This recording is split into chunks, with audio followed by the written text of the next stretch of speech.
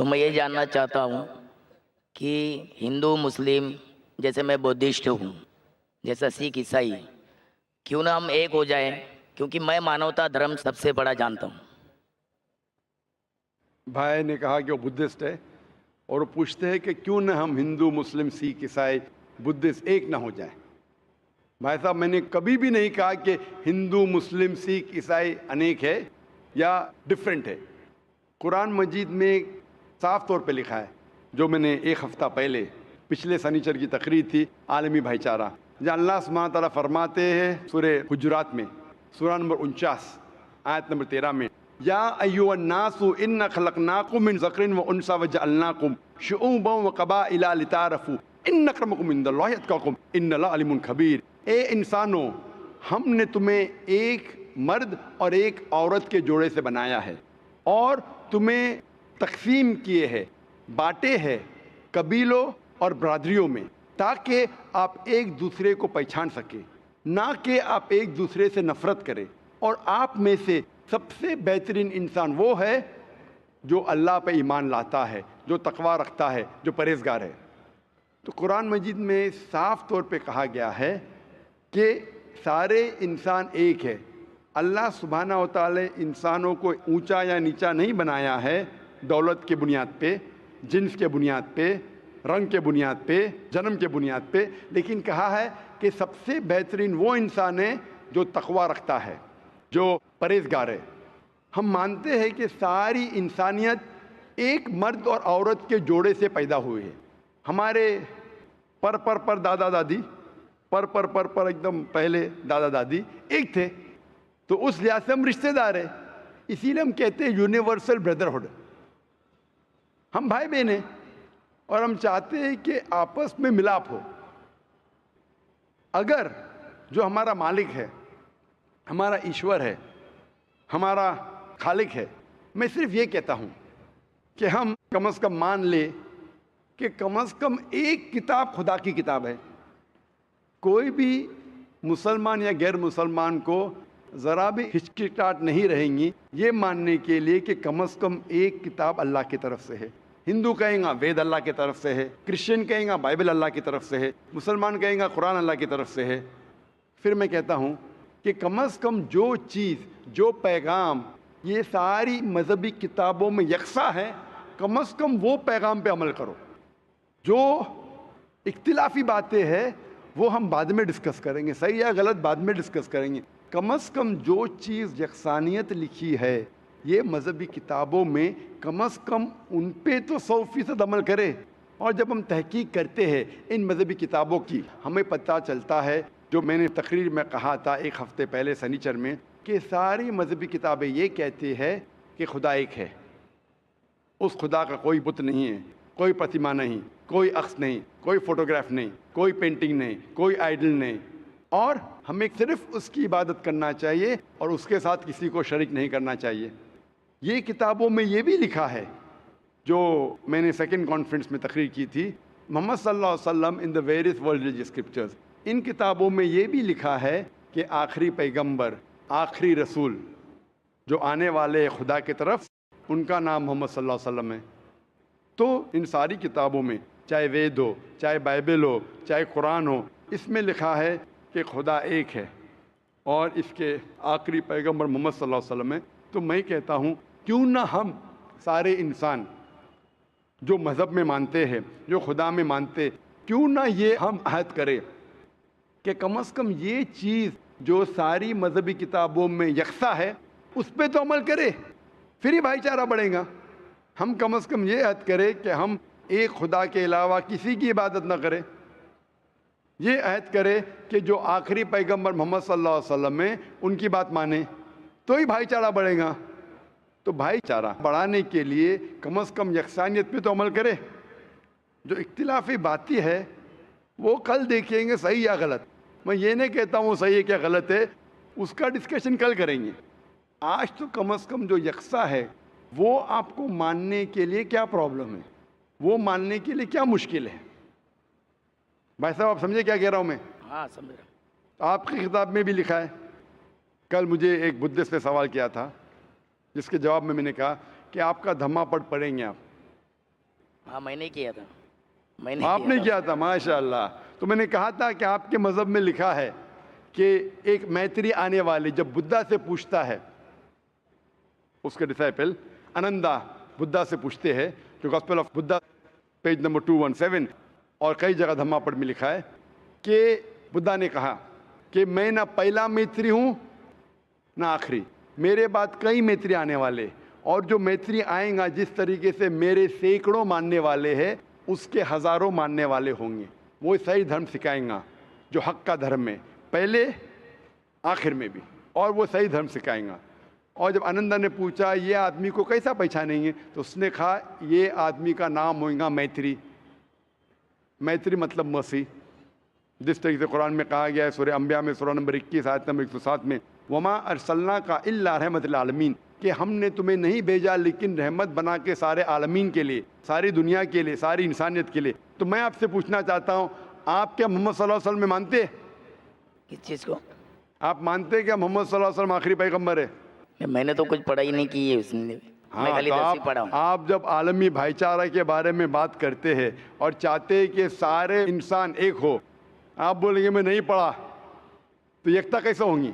वो तो है, लेकिन मैं मेरे हिसाब से जो मेरे को जितना नॉलेज है बिल्कुल सही। तो उतना मैं जो बोल सकता हूँ। जो मैंने अभी कोटेशन दिया हूँ ये आपकी मजहबी किताब से दिया हूँ, अच्छा अच्छा, कुरान से नहीं।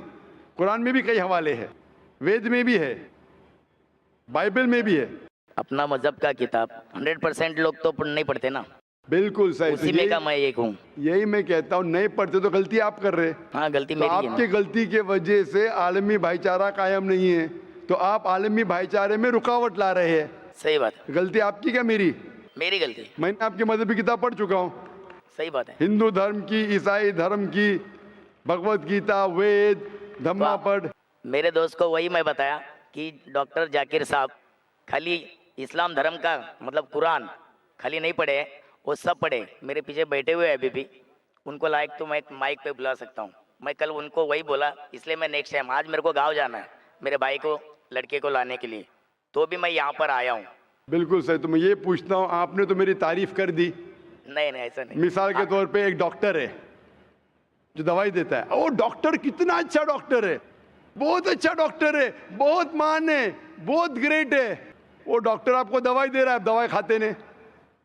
हाँ मैं मानता हूँ इस बात को। आप समझ रहे ना? तो तारीफ करके फायदा क्या? डॉक्टर आपका एग्जामिनेशन करता है, आपको दवा देता है, बहुत अच्छा डॉक्टर है, बहुत मान है, इतना अच्छा है, बहुत तारीफ कर रहे। आप जब दवाई नहीं खाएंगे तो आपका इलाज कैसा होगा? सही बात। तो आप जो बोल रहे आलमी भाईचारे का इलाज मैं दे रहा हूं, मैं आपके आलमी भाईचारे का इलाज दे रहा हूं। आप मानो कि खुदा एक है और उस खुदा के अलावा कोई माबूद नहीं, उसके अलावा किसी की इबादत नहीं करना चाहिए, और मानो कि आखिरी पैगंबर मोहम्मद सल्लल्लाहु अलैहि वसल्लम में, तो ये इलाज की शुरुआत है। तो आप चाहते हैं कि आपका इलाज हो और बाकी इंसानों का भी इलाज हो? नहीं जरूर करूंगा, मैं नेक्स्ट टाइम जरूर आऊंगा। मेरे को अभी गाँव जाना है। दूसरी नहीं। बात डॉक्टर साहब, ये इलाज जो है, मैं ये नहीं कहता हूं कि रोज कहो, ट्रेन एक से बार आप बोलेंगे दवा लेने का टाइम नहीं है, एक बार तो लो। ये होता है ना, कभी कभी कुछ बीमारी का 1 शॉट डोज होता है, आज नई टेक्नोलॉजी है, 1 शॉट डोज, एक बार खाओ, इंशाल्लाह आपकी बीमारी दूर हो, फिर बाद में वापस से आएंगे देखेंगे। मेरा एक गलत फहमी और एक दूर कर दो। हाँ इंशाल्लाह, एक नहीं 2 दूर करूंगा। 18 साल पहले जी हाँ, जब वार हुआ था हिंदू मुस्लिम, जी हाँ, ये ऐसा ही क्यों है? हिंदू मुस्लिम ही वार क्यों होता है? बिल्कुल हिंदू सर। ईसाई या सिख मुस्लिम ऐसा क्यों नहीं होता? अगर मैं आपके सवाल का जवाब दूंगा तो दे दो, मेरे को नॉलेज में रहेगा। नॉलेज में रहेगा, लेकिन मैं भी बताऊंगा सबको। मेरी एडवाइस को फॉलो करेंगे, वापस से दवा को फेंक देंगे? नहीं नहीं फॉलो करूंगा, फॉलो करूंगा, लेकिन आज माशाल्लाह। नहीं, आज नहीं। सॉरी। ठीक कल है, आऊंगा, कल लास्ट दिन है ना तुम्हारा, सुबह कल शाम को आ आएंगे, जाऊंगा मैं। कल आएंगे आप? शाम को आ जाऊंगा। माशाल्लाह, आप चाहते हो और बड़े मजमे में कबूल करें? हाँ हाँ इंशाल्लाह। कबूल करूंगा, इसमें क्या है? अगर मेरे को माशाल्लाह। पसंद आया, मेरे नॉलेज में बैठ गया तो मैं जरूर इंशाल्लाह। कबूल करूंगा। जबरदस्ती बिल्कुल मत कीजिए, जबरदस्ती कबूल करना हराम है, ना मैं चाहूंगा ना फोर्स करूंगा। अगर इत्मीनान हो तो ही करो, आज करो, कल करो, परसों करो, दुआ है कि इंशाअल्लाह मौत के पहले करो। मौत कभी आएंगी किसको पता नहीं। आपका सवाल था कि हिंदू मुस्लिम ही क्यों होता है, राइट, हिंदू क्रिश्चियन क्यों नहीं होता है? भाई मिसाल के बारे में जैसे इंडिया पाकिस्तान मैच हो तो ही सब देखते हैं, इंडिया ऑस्ट्रेलिया को कोई नहीं देखता है। बराबर, ये फर्क है, और देखो बिल्कुल सर। पब्लिक हंस भी रही है, बिल्कुल ये सर, जायज़ बिल्कुल। है, क्योंकि मैं देखा हूँ क्योंकि मैं 36 उम्र है मेरी, मैं देख रहा हूँ इंडिया पाकिस्तान का मैच रहेगा तो ही हिंदू मुस्लिम देखता है, माशाल्लाह। और आप अगर इंडिया ऑस्ट्रेलिया रहेगा तो ऑल देखते हैं, मुस्लिम कम देखते हैं। ये मैं आंखों देखी चीज है, और चाहे तो पूछ सकते हैं मजबे में। आप 36 साल से देख रहे हैं, मैं 45 साल से देख रहा हूँ। मैच को नहीं देखता हूँ, मैच नहीं देखता हूँ, लोगों को देख रहा हूँ। और आप बिल्कुल सही कहते कि हिंदू मुस्लिम क्यों लड़ाए। आप अगर मेरी तकरीर देखेंगे जिसका मौजू था is terrorism a Muslim monopoly, क्या दहशतगर्दी मुसलमान की विरासत है, इसमें मैं ये साबित किया हूँ कि जो लोग इल्ज़ाम लगाते कि मुसलमान दहशतगर्द है, बिल्कुल गलत है। चंद लोगों ने शायद गलत काम किया होगा। ये साबित किया है कि आप 100-200 साल पहले देखेंगे, सैकड़ों साल पहले मुसलमान तो हार्डली कोई दहशतगर्द हमला कर चुके, सब गैर मुसलमान। लेकिन मैंने इस तकरीर में कहा हूँ कि दहशतगर्दी जो है ये मोनोपोली है मेरे हिसाब से पॉलिटिशियन की। ये दहशतगर्दी विरासत है पॉलिटिशियन की। क्यों? क्योंकि पॉलिटिशियन चाहते वोट बैंक, वोट बैंक चाहते। अगर मुझे वोट चाहिए तो क्या करूं मैं? एक ऐसा माहौल पैदा करूं कि वोट डिवाइड हो। आप जानते हैं कितने राइट्स हुए बॉम्बे में, गुजरात में, बाबरी मस्जिद की। मेरे हिसाब से ये राइट्स की ज़रूरत ही नहीं। मेरे हिसाब से मुसलमान आम तौर पे इस देश में मुसलमान और हिंदू अल्हम्दुलिल्लाह सुम्मा अल्हम्दुलिल्लाह अमन के साथ रह सकते, रहते थे, रह सकते। लेकिन ये पॉलिटिशियन लोग वो चाहते वोट बैंक, और वोट बैंक के लिए वो किसी को भी बेच सकते, अपने धर्म को भी, अपने खुदा को भी। ये बात सही है। कोई भी पॉलिटिशियन हो, कोई भी मजहब का हो, सबको बेच सकते। थोड़ा सैक्रिफाइस करेंगे 5%, सीट जा रही है, सबको बेचेंगे, सबको। और आप देखते हैं इस देश हिंदुस्तान में सबसे ज्यादा मजहब की बुनियाद पे अगर दंगा फसाद होता है वो हिंदुस्तान है। क्यों? क्योंकि हमें 60 साल पहले ब्रिटिश अंग्रेज हम पे हुकूमत करते थे। किस तरीके से? उनकी एक पॉलिसी थी divide and rule. Divide and rule. अंग्रेज तो चले गए, अपनी पॉलिसी छोड़ गए पीछे। तो हमारे हिंदुस्तान के पॉलिटिशियन भी वही पॉलिसी को इख्तियार कर रहे, डिवाइड एंड रूल।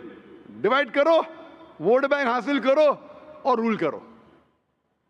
अरे बाबरी मस्जिद इशू ही नहीं था। क्या इशू है? इशू था ही नहीं, पॉलिटिशियनों ने इशू बनाया। कोई जानता ही नहीं था बाबरी मस्जिद के बारे में, पहले चंद लोग जानते, इशू बनाया वोट बैंक को। और इसका मैंने डिटेल में किया तकरीर। ये पॉलिटिशियन लोग भड़काते आम पब्लिक को। आम पब्लिक अमन चाहती है, वो चाहती, उसको क्या मिलेगा दंगा फसाद करके। लेकिन इन लोगों को भड़काते हैं पॉलिटिशियन लोग। पुलिस चाहे तो इसे रोक सकती है, वो भी सोचती है कि अगर मैं रोकूंगा पॉलिटिशियन मुझे ट्रांसफर कर लेगा, वो भी नहीं रोकती। हम अगर इनके भड़कावे में नहीं आएंगे, इंशाअल्लाह इंशाअल्लाह हिंदू मुस्लिम दंगा फसाद होएगा ही नहीं। आप मुझे बोलो, इतने बड़े मजमे में लाख से ज्यादा लोग हैं, क्या आपको डर लग रहा है? नहीं डर।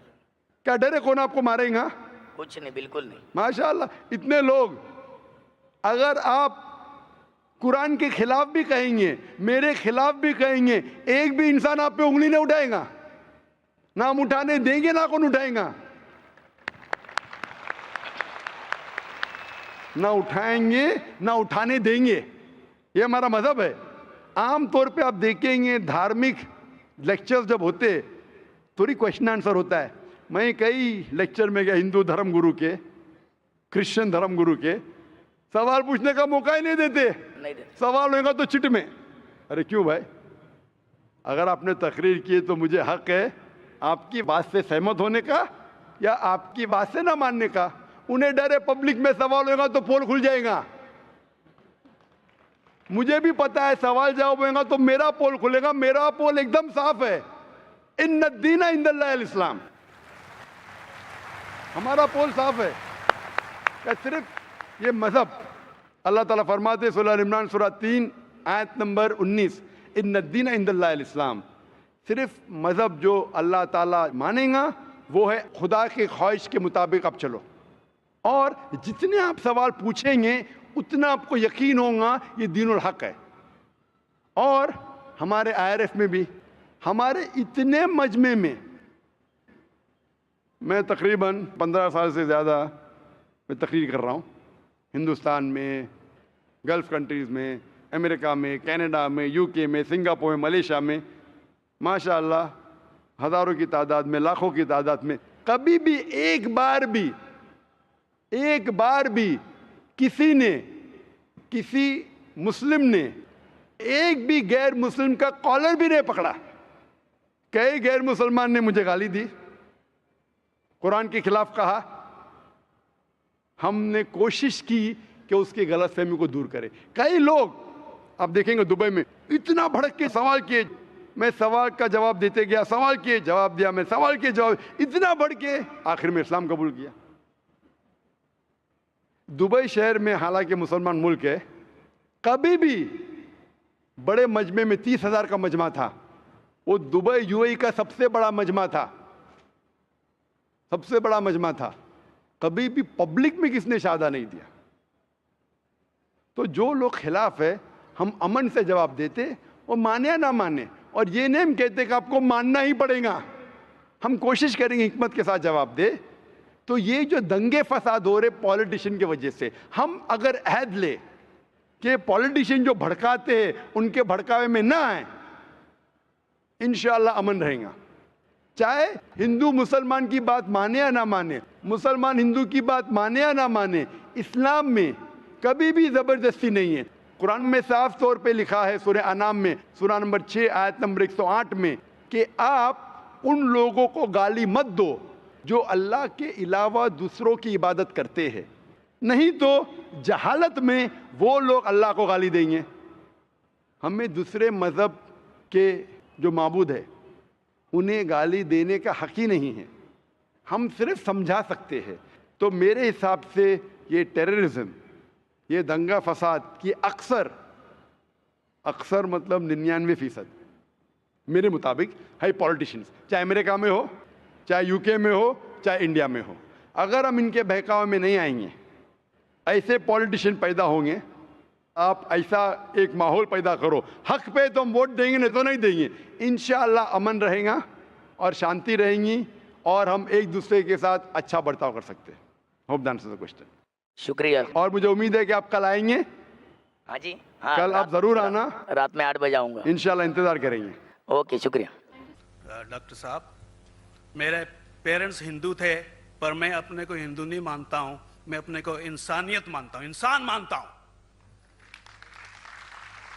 बाई चांस मैं जमा हूँ हिंदू जगह घर, और आप जमे हैं इस्लाम के घर, और दूसरे जमे उनके घर, पर सबसे ज़्यादा है इंसानियत।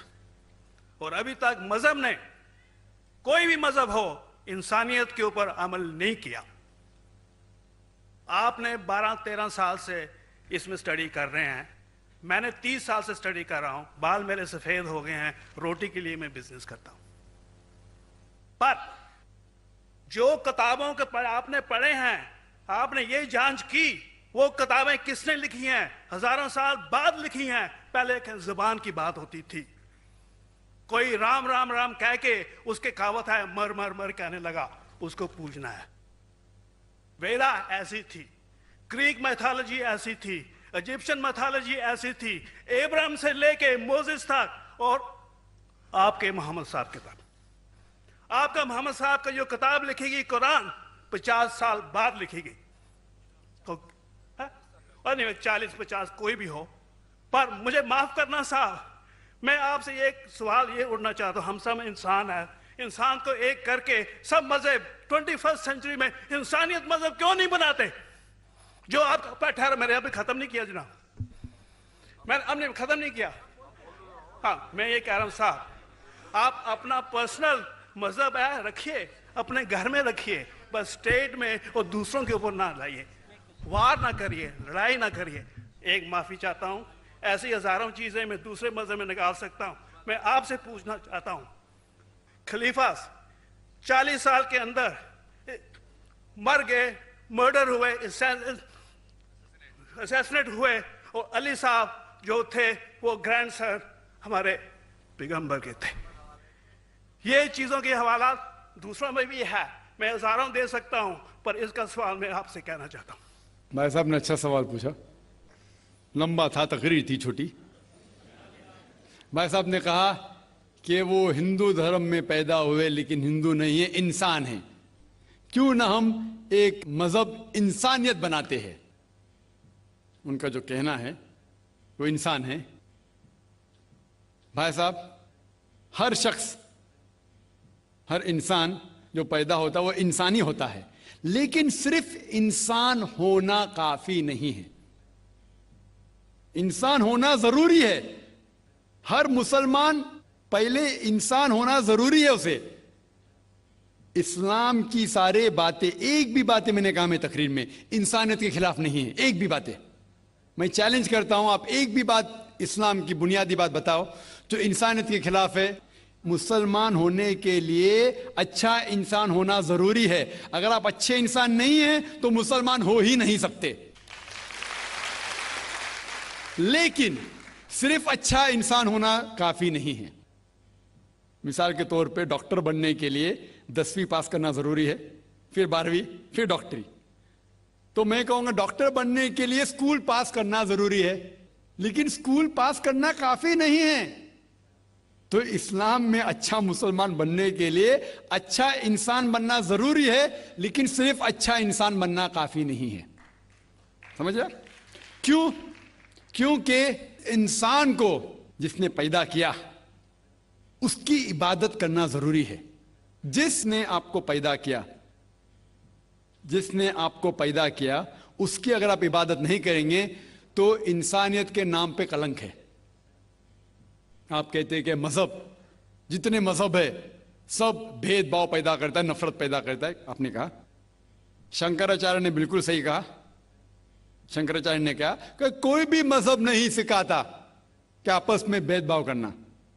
उनकी भी स्टडी है, मेरी भी स्टडी, आपकी भी स्टडी है। आपने कहा कि मैंने 10-12 साल किए, आपने 30 साल किए। अगर आप 30 साल किए उसका मतलब नहीं कि आप मुझसे अच्छे हैं, जरूरी नहीं। मैंने नहीं कहा कि आपने कहा, मैंने ये भी नहीं कहा कि आपने कहा। मैंने कब कहा कि आपने कहा? मैं कह रहा हूं, मैंने कब कहा कि आपने कहा? मैं कह रहा हूं क्योंकि आपने कहा कि अब 30 साल की स्टडी की। मैं हिंदू मजहब पे भी चंद साल के, अल्हम्दुलिल्लाह सुम्मा अल्हम्दुलिल्लाह, कई शंकराचार्य से बात की, कई स्वामी जी से बात की, कई प्रीस्ट और फादर से अमेरिका में की। मैं तो अभी तक जवान हूं माशाअल्लाह, अल्लाह का फजल है, अल्लाह का फजल है। आपने कहा कि मजहब भेदभाव करता है, यह कहना बिल्कुल गलत है। मजहब भेदभाव नहीं करता। जो मजहब के मानने वाले हैं वो मजहब को सही तरीके से नहीं समझते हैं, इसीलिए भेदभाव पैदा करते हैं, और अलग बात है। गलती है मजहब के मानने वाले की, मजहब की नहीं। ये कह रहे हैं कि मजहब की, मिसाल के तौर पे एक मर्सिडीज कार है, मर्सिडीज कार है, मुझे ये जानना है कि मर्सिडीज कार कितनी अच्छी है। तो एक ड्राइवर मर्सिडीज कार चलाते जो ड्राइविंग जानते ही नहीं और मर्सिडीज कार को ठोक देते, तो किसकी गलती है, मर्सिडीज गाड़ी की कि ड्राइवर की? अगर आपको जानना है मर्सिडीज का कितनी अच्छी है तो आपको यह देखना चाहिए स्पेसिफिकेशन, उसका पावर कितना है, हॉर्स पावर कितना है, माइलेज कितना है, सेफ्टी मेजर कितना है। उसकी तहकीक करने के बाद आपको कहना चाहिए कि कितनी अच्छी मर्सिडीज कार है। अगर जानना चाहिए कितनी अच्छी है तो उसको बिठाओ जो ड्राइविंग जानता है।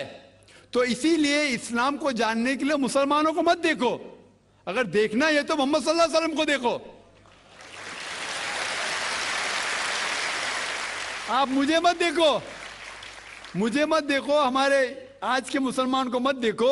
देखो जो सबसे अच्छा ड्राइवर है, सबसे अच्छा इस्लाम को समझ चुका है, वो मोहम्मद सल्लल्लाहु अलैहि वसल्लम है। उनको देख के इस्लाम की तहकीक करो, और तहकीक करने के लिए आपको इस्लाम की किताब पे जाना पड़ेगा। और आपने जो कहा आखिर के अंदर कि सारी मजहब किताब बाद में लिखी गई, पहला कहना था, आप काफी हद तक के सही है, आप काफी हद तक के सही है कि आप बिल्कुल सही फरमाते, लेकिन यह कहना कि सारी मजहब की किताब, उसमें गलती है। अक्सर मजहब कितने किताब है, वेद हो, उपनिषद हो, बाइबल हो, ओल्ड टेस्टामेंट हो, न्यू टेस्टामेंट हो, आपने कहा मूसा अलैहिस्सलाम से लेके वहां सही था, लेकिन आखिरी में जो आपने गलती की मोहम्मद सल्लल्लाहु अलैहि वसल्लम, वहां गलती की। आखिर में आके आप अटक गए, आखिर में आके आप फंस गए। आपने शायद इस्लाम का मुताला सही तरीके से नहीं किया होगा। आपने शायद अरुण शुरू की किताब पढ़ी होगी। अगर आप कोई मजहब का मुताला करना चाहते हैं तो जो मजहब को समझ चुका है उसकी किताब पढ़ो। आप अगर अरुण शुरू की किताब पढ़ेंगे और इस्लाम के मुताला करा कहेंगे, ये किधर का सही फैसला है? मैं कहता हूं अरुण शुरी जैसे लोग की पढ़ी होंगी, क्योंकि जब भी कुरान नाजिल हुआ, जब भी कुरान की आयत नाजिल होती थी, मोहम्मद सल्लल्लाहु अलैहि वसल्लम अनपढ़ थे। जब भी कोई आयत नाजिल होती थी वो उसे याद करते थे और अपने साथियों सहाबा से उसकी तिलावत करते थे और सहाबा फौरन उसे लिख लेते थे। तो मोहम्मद सल्लल्लाहु अलैहि वसल्लम की मौजूदगी में हर आयत लिखी जाती थी और वो उसे चेक कर, मिसाल के तौर पे इक़रा बिस्मि रब्बिकल लज़ी खलक़ आयत नाज़िल हुई, उन्होंने याद किया, साहबा से कहा, साहबा ने लिखा इक़रा बिस्मि रब्बिकल लज़ी खलक़, पढ़ के सुनाओ, पढ़ा, हाँ सही। अगर गलती होती तुम्हारी टोक देते थे। तो मोहम्मद सल्लल्लाहु अलैहि वसल्लम की मौजूदगी में जब भी अल्लाह सुब्हाना व तआला आयत नाजिल करते थे वो याद करते थे और लिखवाते थे और चेक भी करते थे। सारा कुरान मजीद मोहम्मद सल्लल्लाहु अलैहि वसल्लम की मौजूदगी में लिखा गया। आप जो कह रहे वो हजरत उस्मान का जिक्र कर रहे, वही तो अफसोस की बात है, आपने सही मुताला किया ही नहीं। हजरत उस्मान ने कई साल बाद, 40-50 साल बाद, जो आप कह रहे 40-50 यहां से आपको आया, उनने क्या कहा कि इस कुरान मजीद का जो नुस्खा है उसको और नुस्खे बनाए जाए और बाकी लोग में फैला दिया जाए, क्योंकि लोग को इख्तिलाफ था रवानगी के अंदर। तो उसको दूर करने के लिए हजरत उस्मान रज़ियल्लाहु अन्हु उनने कहा कि जो नुस्खा मोहम्मद सल्लल्लाहु अलैहि वसल्लम की मौजूदगी में था, उनने अपनी बीवी को दिया हजरत हफ्सा को, और जो हजरत उमर की बेटी थी उनके पास महफूज था, उनने लिया, और सहाबा 5-6 सहाबा जो ज़ैद बिन थाबित रज़ियल्लाहु अन्हु उनकी सदारत में उसकी नकल की, और ये नकल हुए नुस्खे को दुनिया के अलग अलग जगह पे फैलाइए। और एक नुस्खा अब भी मौजूद है कोप्टा की म्यूजियम में, कोप्टा की म्यूजियम इस्तांबुल में। तो आप जो जिक्र कर रहे हैं वो उतारे हुए कुरान शरीफ का जिक्र कर रहे, जो हकीकत में कुरान शरीफ है वो मोहम्मद सल्लल्लाहु अलैहि वसल्लम की मौजूदगी में लिखा गया था। उनने खुद उसको चेक की क्या सही था, और जब भी आयत नाजिल होती थी अपनी सही जगह पे उसे लिखवा लेते थे मोहम्मद सल्लल्लाहु अलैहि वसल्लम। तो ये कहना बाकी मजहब की किताब में अक्सर अब सही है। मिसाल के तौर के ऊपर बाइबल 70 ईयर्स बाद लिखा गया है, वेद वो सैकड़ों साल बाद लिखा गया है। कितनी पुरानी वेद है, कभी वेद आया दुनिया में ये किसी को पता ही नहीं। वो आपके हिसाब से, स्वामी दयानंद सरस्वती के हिसाब से 1310 मिलियन ईयर्स ओल्ड, 1310। आप अभी, आप थोड़ी ठेकेदार है मजहब के, आप ठेकेदार है मजहब के क्या? नहीं ठेकेदार है ना।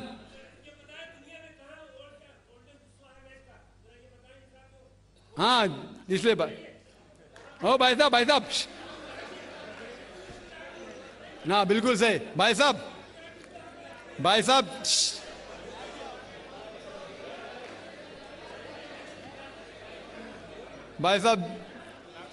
इसीलिए इख्तिलाफ जो है ये कम इल्मी के वजह से,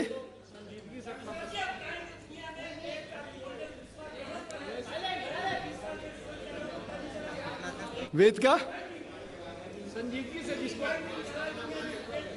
वेद का क्या नहीं, सब लोग चुप हो जाए, नहीं आवाज। भाई साहब ने कहा कि दुनिया का सबसे ओल्डेस्ट स्क्रिप्ट वेद है, वो कुछ हिस्टोरियंस कहते, बट ओल्ड होना मतलब नहीं कि सही। जो कुछ ओल्ड है वो सबसे बेहतर होना जरूरी नहीं। मिसाल के तौर पे मेरे पास पुरानी गाड़ी है 50 साल पुरानी, उसका मतलब नहीं कि नई गाड़ी से अच्छी है। ये भी हो सकता है कि पुरानी गाड़ी नई गाड़ी से अच्छी हो सकती है। मेरे पास मर्सिडीज कार है 5 साल पुरानी, जो नई मारुति से अच्छी होंगी। तो ये कहना कि कोई किताब या कोई मजहब पुराना इसलिए बेहतर है, बिल्कुल गलत है। जो आदमी को अक्ल है वो कभी भी ऐसा नहीं कहेगा कि पुरानी चीज बेहतर, नई चीज बेहतर। वो चीज बेहतर है जो हक के ऊपर है, जो चीज हक के ऊपर है वो चीज बेहतर है।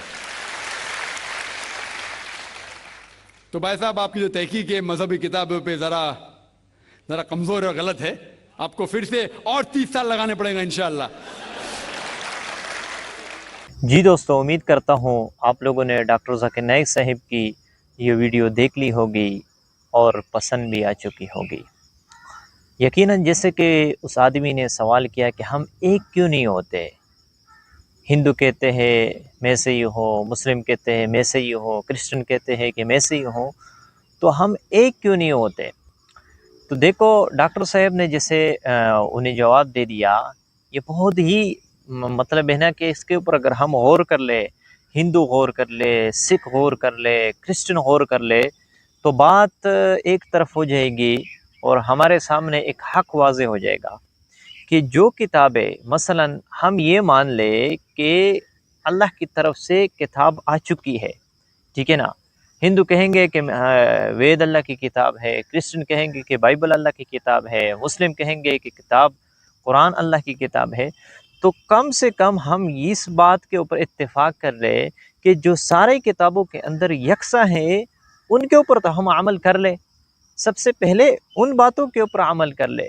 और जितनी भी मज़हबी किताबें हैं उसके अंदर ये बात लिखी हुई है कि एक अल्लाह है, एक अल्लाह है, इसकी कोई मिसल नहीं है, इनका कोई मिसाल नहीं है, इनकी कोई तस्वीर नहीं है, ठीक है ना। तो हम इस बात के ऊपर तो इत्तेफाक कर ले, यानी जो बातें इत्तेफाकी हैं हम उनको मान ले तो हम एक हो जाएंगे। तो ये बहुत ही बंदा इसके ऊपर सोच ले। और दीगर मज़ाहिब की किताबों के अंदर भी ये लिखा हुआ है कि मोहम्मद सल्लल्लाहु अलैहि वसल्लम ये अल्लाह के आखिरी रसूल है, आखिरी नबी है, पैगम्बर है। तो हम इसके ऊपर अमल कर ले। जो इख्तिलाफी बातें हैं उसे बाद में डिस्कस किया जाएगा। हम जो इत्तिफाकी बातें हैं उनके ऊपर भी अमल नहीं करते। अब बहुत सी किताबों के अंदर ये बात लिखी हुई है कि बुत परस्ती गलत है, मूर्ति पूजा गलत है, बुत के सामने जो आपको ना नफ़ा दे सकता है ना आपको नुकसान पहुंचा सकता है, जिस बुत को आप अपने हाथों से बनाते हैं तो वो आपको क्या फ़ायदा देगा, आपको क्या नुकसान देगा। एक बुत है जैसे कि एक दीवार खड़ा होता है और ना आपको नफ़ा दे सकते हैं ना आपको नुकसान दे सकते हैं। इसके ऊपर अगर कोई मक्खी बैठ जाए तो वो अपने आप से मक्खी नहीं उड़ा सकते, तो आपको क्या नुकसान देंगे, क्या आपको नफ़ा देंगे, क्या आपको औलाद देंगे। तो देखो जो इत्तिफाकी बातें हैं हम उनके ऊपर इत्तिफाक कर ले, हम एक हो जाएंगे।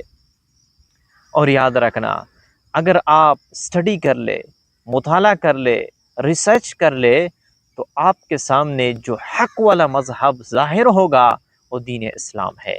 इन्न दीन इंदल्लाहिल इस्लाम, अल्लाह के यहाँ जो मकबूल दीन है, मुअतबर दीन है, वो है दीन इस्लाम।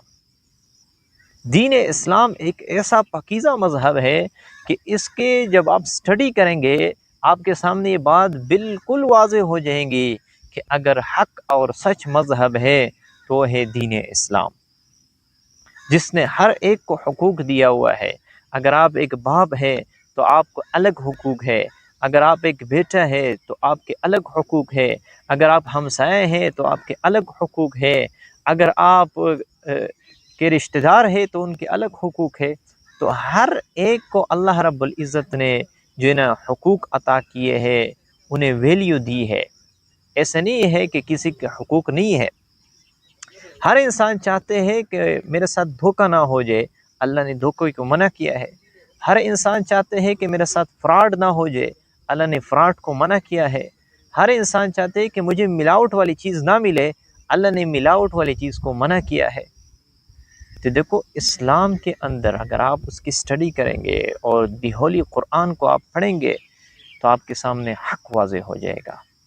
तो जिससे कि भाई ने सवाल किया कि हम एक क्यों नहीं होते, हम एक हो जाते हैं।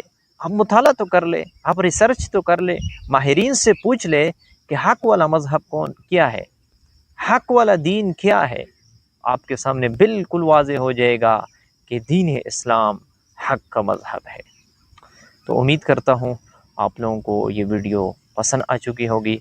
अगर आप लोग चैनल पर नए हैं तो प्लीज़ चैनल को सब्सक्राइब कर ले, वीडियो को लाइक कर ले, अपने दोस्तों के साथ उन्हें ज़रूर शेयर कीजिए। मिलते हैं इंशाल्लाह नेक्स्ट वीडियो में, तब तक के लिए इजाज़त चाहता हूँ। अस्सलामु अलैकुम।